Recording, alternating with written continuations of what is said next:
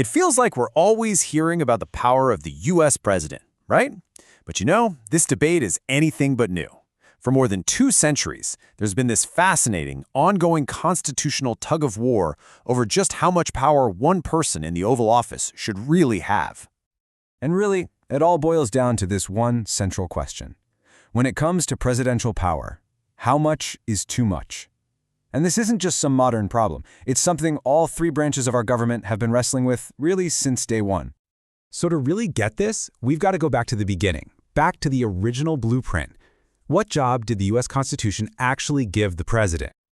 Okay, so if you actually crack open the Constitution and look at Article 2, the president's job description is, well, it's surprisingly short. The core duties are pretty clear. You command the military, you can veto laws, make treaties, and appoint officials. But here's the key part. Notice how those last 2, making treaties and appointing officials, need the Senate's okay? The founders' vision was pretty clear. The president's main job was to execute the laws Congress passed, not to create them from scratch. Now, beyond what's written down, the president really wears 2 big hats. The first one is head of state. This is the symbolic role, right? The person who represents all of us on the world stage, who hands out medals, and who leads the country in moments of celebration or, in times of mourning. And then there's the other hat, chief executive. Think of this as the CEO role. This is the president getting their hands dirty, making sure the giant machine of the federal government is actually running and faithfully carrying out the laws that Congress has passed. But as you can probably guess, things didn't stay inside those neat little boxes for long. Over the years, the president's role started to expand in some pretty big ways. A lot of this expansion happens through this kind of murky idea called inherent powers. Basically, these are powers that aren't spelled out in the Constitution, but presidents argue they need them just to do their job. When a crisis hits, people want a fast response, and the executive branch is just built for speed in a way Congress isn't. So presidents use that, claiming they have an inherent power to do whatever's necessary.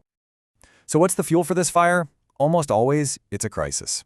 During national emergencies and wars, we've seen presidents stretch the limits of their power again and again, arguing they need to act decisively.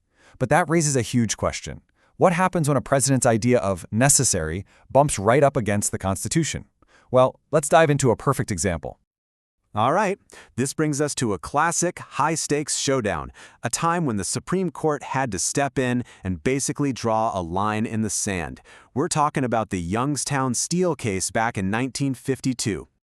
So, picture this. It's 1952. The U.S. is fighting the Korean War, and steel is everything. We're talking weapons, planes, ships, the whole deal. But back home, the country's steelworkers are about to go on strike, and President Truman is convinced this will absolutely cripple the entire war effort. So Truman, fearing an absolute disaster, does something pretty drastic. He issues an executive order to seize control of the country's steel mills so the government can run them. His argument? As commander-in-chief, in the middle of a war, he had the inherent power to take this emergency action to protect national security. And bam! This sets up a huge constitutional showdown. Truman's administration is basically arguing, hey, I'm the commander-in-chief. I have to be able to do what's necessary to win a war. But the steel companies fired back, saying, whoa, wait a minute. You're making up a new law here. That's Congress's job, not yours. So this whole mess lands right in the lap of the Supreme Court. The question was simple. Can the president just seize private property without Congress's permission? The court's answer came in a decisive vote, 6-3. And that 6-3 vote was a big no to Truman. The Supreme Court ruled against him, and in doing so, created a landmark limit on presidential power. The ruling made it clear. A president's power has to come from one of 2 places, either an act of Congress or the Constitution itself. He couldn't just make up powers as he went along, not even in a national emergency. But the courts weren't the only ones pushing back. Fast forward a couple of decades, another war is raging, and now Congress decides it's their turn to try and pull back on those presidential reins. This time, the backdrop is the Vietnam War, a conflict that had dragged on for years and years, all without Congress ever officially declaring war. So in 1973, feeling like it had lost control, Congress passed the War Powers Act to try and take back some of its constitutional authority over sending the nation to war. So, the act lays out some pretty clear rules. First, the president has to let Congress know within 48 hours of sending troops into a dangerous situation. Second, and this is the big one, the real teeth of the law, Those troops have to be pulled out within 60 to 90 days unless Congress gives its explicit approval or officially declares war. So, problem solved, right? Ha, not even close. This just kicked off a whole new debate. On one hand, you have people saying the act is totally constitutional because it's all about checks and balances. But on the other hand, opponents say it illegally ties the president's hands as commander-in-chief, especially in a fast-moving crisis.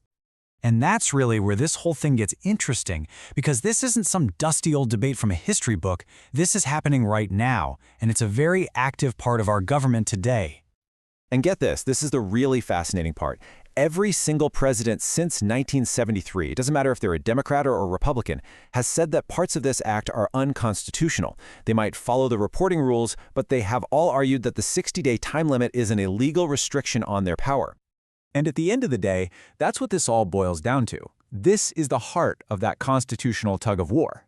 It's a clash between Congress's power to declare war and the president's power as commander-in-chief. It's the tension between democratic accountability, which can be slow, and the very real need for swift, decisive action in a world full of dangers. And that leaves us with a really tough question for our time.